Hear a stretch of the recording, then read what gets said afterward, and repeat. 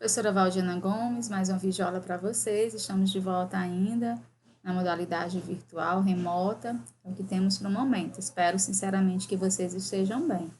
E antes de irmos para a indicação da nossa agenda, vamos fazer a nossa acolhida, tá certo?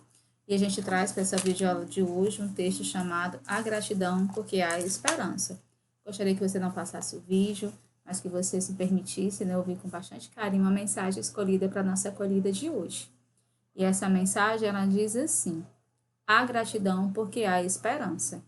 Gratidão é algo tão extraordinário que o homem nem sempre consegue mensurar a sua existência nas mais inusitadas situações em que ela venha se fazer presente. Não falo da gratidão de um coração contente, cheio de benefícios e de conquistas. Não. Esta gratidão é como um rio que corre tranquilamente e segue o curso de suas águas. A gratidão a qual eu me refiro é a que está presente no ser, mesmo que o seu coração esteja partido, e sua alma abatida, e os seus sentimentos feridos. Existem pessoas gratas nessas situações? Olhe para a trajetória e a conduta do apóstolo Paulo nos registros bíblicos. Quantas vezes seu coração estava partido e ele caminhava ferido?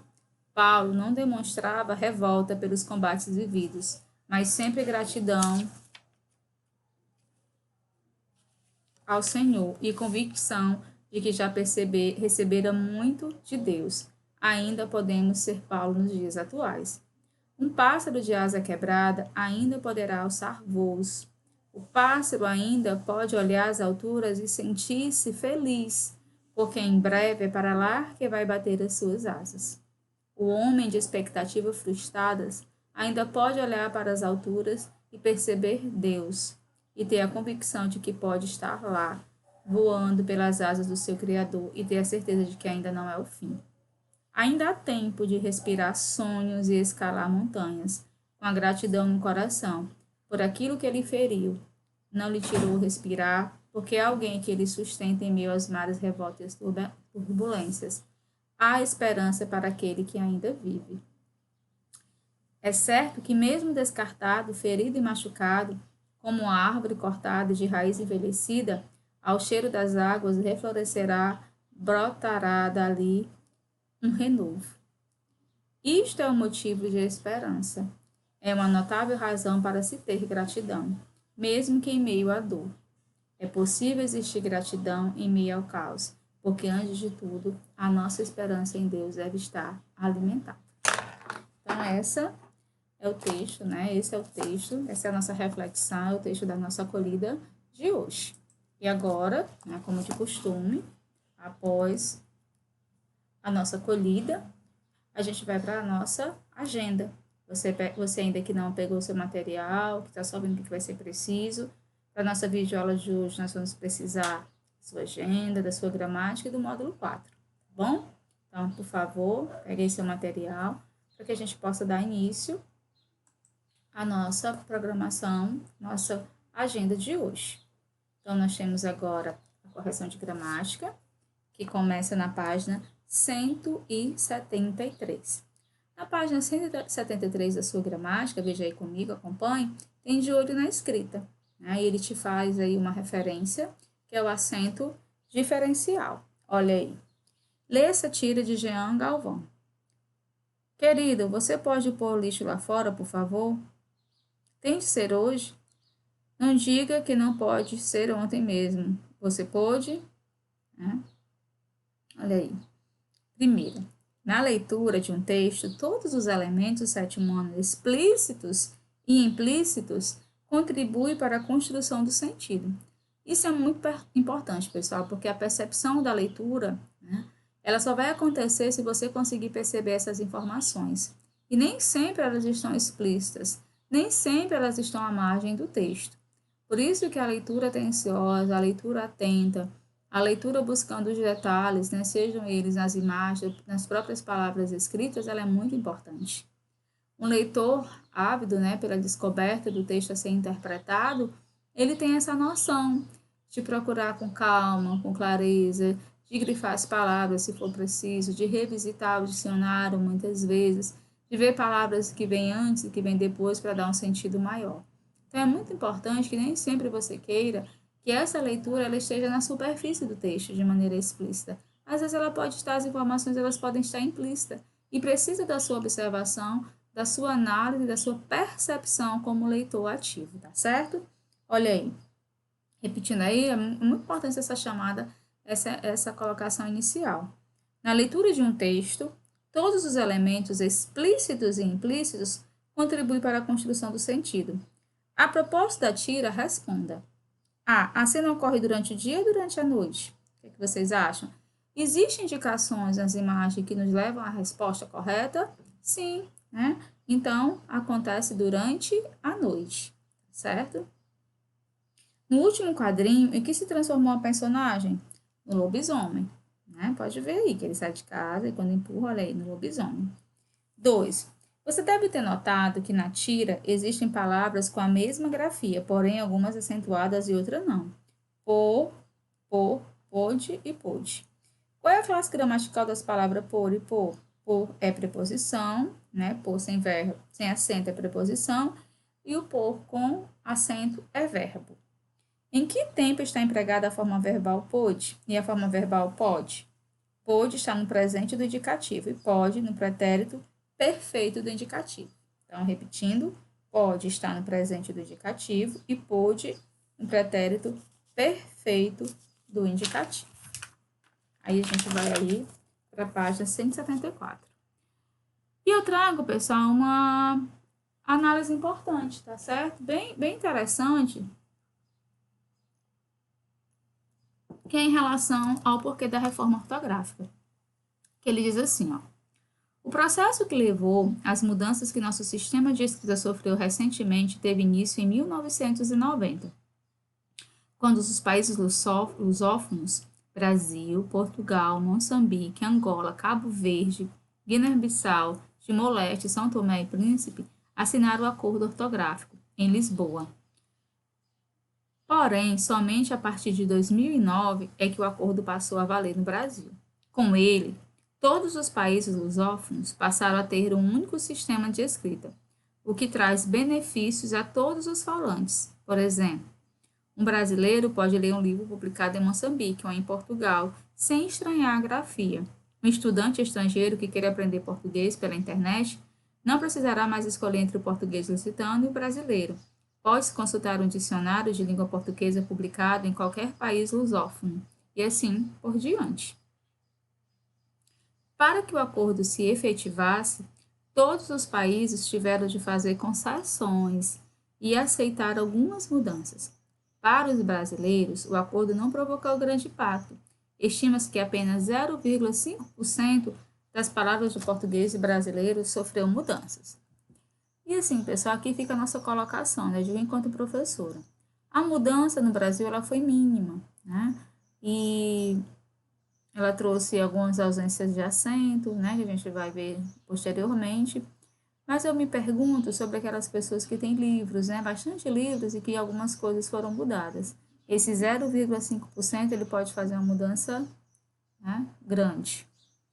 Conforme você notou, as palavras por, quando é verbo, e pôde, terceira pessoa do pretérito perfeito do indicativo, são acentuadas, né? Então, você observou que a acentuação e o sentido delas são alterados com a presença do acento. Pois é necessário diferenciá-las da preposição por e da forma verbal pode, terceira pessoa do presente do indicativo. Esse tipo de acento, sétimo ano, não obedece às regras de acentuação das oxítonas, paroxítonas e proparoxítonas. Ele é usado apenas para diferenciar palavras que apresentam grafias e sons semelhantes. Por isso é chamado de acento diferencial, certo? Então, o acento diferencial, o Cefet às vezes trabalha com questões assim. O acento diferencial é aquele cuja função é evitar a confusão, né, na leitura de certas palavras que apresentam sons e grafias semelhantes, tá certo? Então, de novo, o acento diferencial na língua portuguesa, ele é aquele cuja função é evitar confusões na leitura de certas palavras que apresentam sons e grafias semelhantes. Aí, professora, com mais clareza, aí você acompanha comigo na página 174. Tem assim: com a reforma ortográfica, alguns acentos que antes não existiam no português do Brasil, mas existiam no português lusitano ou vice-versa, passaram a ser facultativos. O que é facultativo, sétimo ano? É optativo, né? Você só usa se você quiser. Assim podemos grafar: viajávamos, viajamos, beijávamos, beijamos, falamos, falamos, no pretérito perfeito do indicativo, mas apenas viajamos, beijamos e falamos no presente do indicativo. Demos, demos, demos, no presente do substantivo, mas apenas demos no pretérito perfeito do indicativo. Forma e forma, nas duas situações com o fechado, para indicar recipiente ou molde, mas apenas forma para indicar formato, feitio ou verbo formar, no presente do indicativo e no imperativo. Aí a gente vai para a página 175. Identifique, nas frases a seguir, palavras que devem receber acento diferencial. Olha aí. Ontem o dentista não pôde me atender. Quem sabe hoje ele pode. Né? Então, esse primeiro pôde recebe um acento no primeiro no O. Para pôr o carro na garagem, mais facilmente você deve entrar de ré. Para pôr, né, com acento, o carro na garagem. O fim do trema e de alguns acentos diferenciais, né? Muito importante isso aqui. Com a reforma ortográfica sétimo ano, que entrou em vigor em 2009, o trema deixou de existir na língua portuguesa. Assim, hoje escrevemos tranquilo, pinguim, frequente. Também deixaram de existir vários acentos diferenciais. As palavras pelo, substantivo, para, verbo, pera, substantivo, antes escrita com acento diferencial, hoje deve ser escrita sem acento. E a gente vem agora para uma observação para o emprego do hífen. A reforma ortográfica também simplificou o emprego do hífen. Veja os casos principais. Então, quando é que a gente vai empregar o hífen? Primeiro, nos compostos em que o segundo elemento começar por H ou por vogal ou consoante igual a que aparece no final do primeiro elemento. Olha aí, anti-infeccioso, arqui-inimigo, inter-relação, micro-onda, contra-ataque, semi-integral, ultra-apressado, anti-herói. Com o prefixo co e ré, em geral, não se usa hífen, mesmo que o segundo elemento comece pela vogal. O ou é, cooperação, coordenar, coexistir, reeleição, reencontro. Nos compostos em que os prefixos super, hiper, inter aparecem combinados com elementos iniciados por R, hiperrealista, interregional, superresistente. Nos compostos com os prefixos circum e pan, quando o segundo elemento começa por vogal, H, M ou N.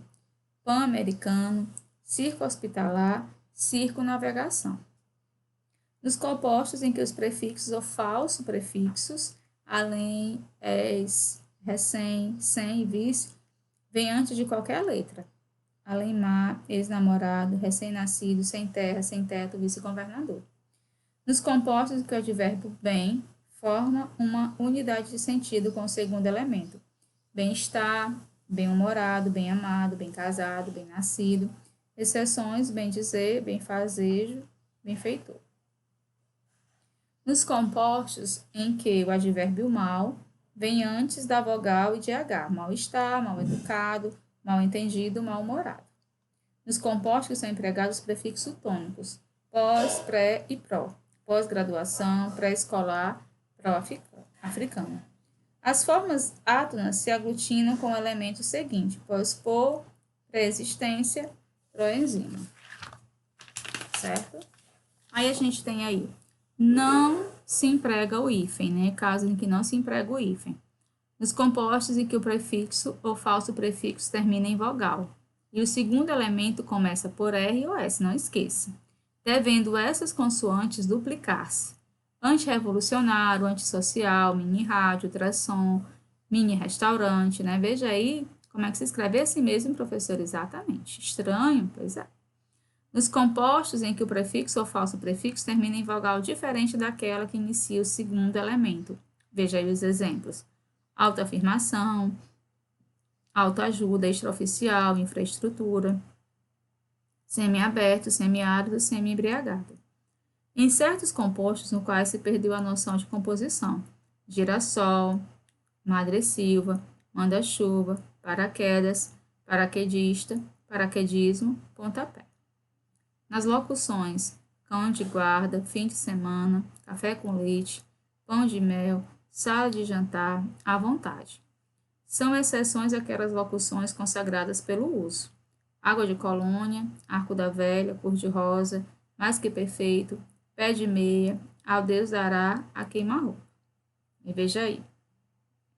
Leia, tira a seguir e responda as questões 1 e 2. Né? Pode tirar os insetos do para-brisa? Pois não. Ah, e coloca num saquinho para viagem? Fernando Gonçalves, Nick Nauser, Boca Fechada na Entre a Mosca, São Paulo, Devi, 2008, página 4. A tira é de 2008 e, portanto, foi publicada antes da reforma ortográfica. Né? Nós vimos que ela foi lançada em 2009. Se sua publicação ocorresse hoje, a palavra para-brisa deveria ser escrita de outra maneira, por quê? Sim, ela deveria ser escrita sem acento. Né? Isso porque, depois da reforma, não se usa mais acento na forma verbal para, como meio de distingui-la da preposição para. Repetindo, né? Sim, ela deveria ser escrita sem acento. Isso porque, depois da reforma, não se usa mais acento na forma verbal para, como meio de distingui-la da preposição para. O sentido dos discursos depende não apenas do que é dito, mas também da situação em que eles são produzidos. Propositalmente, o autor da tira deixou para o último quadrinho a revelação de um dado importante da situação comunicativa, a identidade do locutor no primeiro balão. Que novo sentido essa revelação dá ao enunciado inicial? A revelação de que o locutor é o Homem-Aranha. Dá enunciado do primeiro balão o sentido de que tirar os insetos não significava limpar, mas recolher, uma vez que a intenção da personagem é comê-los. Né? Então, repetindo. A revelação de que o locutor é o Homem-Aranha. A revelação de que o locutor é o Homem-Aranha. Dá ao enunciado do primeiro balão o sentido de que tirar os insetos não significava limpar, mas recolher, uma vez que a intenção do personagem é comê-los. Né? Olha, micro-onda. Usa-se o if na palavra micro-onda porque o segundo elemento tem no início a mesma vogal que aparece no final do primeiro. Né? Então, fique atento aí. Aí, na página 177, a gente tem. Né? Então, assim, professora, é confuso. Mas você pode revisitar aí essas informações, tá certo? Baixar algum material, né, em que ele te situe em relação à reforma ortográfica, né? Ver, analisar os itens passo a passo do que foram ditos hoje, gente, é importante porque você vai usar isso aonde? Lá na redação. Então, é muito importante que você esteja atento às regras. E quando você for para o Enem, quando você for fazer qualquer concurso vestibular, vai ser exigido de vocês a escrita de acordo com a reforma ortográfica. Né? Então, é importante que vocês saibam. Então, vamos lá. Terceira. Complete as frases com uma das formas indicadas entre parênteses. Está na hora de eu ir para a autoescola. Aí você vai botar autoescola juntos ou com hífen? Resposta correta, junto, né? Sem o hífen. Este retrovisor é ótimo porque tem antirreflexo. Aí qual que você vai usar? Antirreflexo junto ou com hífen? Junto. Ele é coautor da peça e também é co-diretor do espetáculo. Qual que a gente vai usar? Coautor junto, co-diretor junto ou com hífen? Ele é coautor junto e co-diretor também. Aproveite nossos serviços de teleentrega. Esse teleentrega, ele vai ser junto ou vai ser com hífen? Nesse caso, né, olha aí, quando o último começa com o primeiro e o segundo elemento, com hífen. Então, com hífen, teleentrega. Tele, hífen, entrega. Eu sempre fui uma pessoa ultra romântica. Né? Então, esse ultra romântico, ele é junto ou ele é com hífen? Aí você vai lá e junto. Você sabia que a mini saia está outra vez na moda? Mini saia junto ou com hífen? Junto. Esta é uma informação semi-oficial. Vamos aguardar a notícia oficial. Então, semioficial junto, semioficial com hífen, né? Nós, no caso aí, você vai completar com semioficial junto. A Marinha dispõe de potentes mísseis antissubmarinos. Antissubmarinos com um S, né, junto, e antissubmarino com um. Você vai optar pelo antissubmarino com 2 S. Ele trabalha como contra-regra do espetáculo. Contra-regra junto, contra-regra com hífen. Então, você vai preencher com contra-regra junto. A polícia está tomando várias medidas. Antissequestro. Antissequestro junto, antissequestro com hífen. Você vai optar, o correto é o antissequestro junto, né? Então, é assim que a gente encerra a nossa videoaula de hoje, tá certo? A gente vai deixar aí como indicação só o módulo 4, né, que é a resolução de 40 a 47. Aí depois você volta para a sua gramática, né, e resolve lá 151 a 155, que é reforçando o adjunto adnominal. Na próxima videoaula, a gente retorna com essas correções, tá bom? Um abraço carinhoso e até a próxima videoaula, se Deus quiser.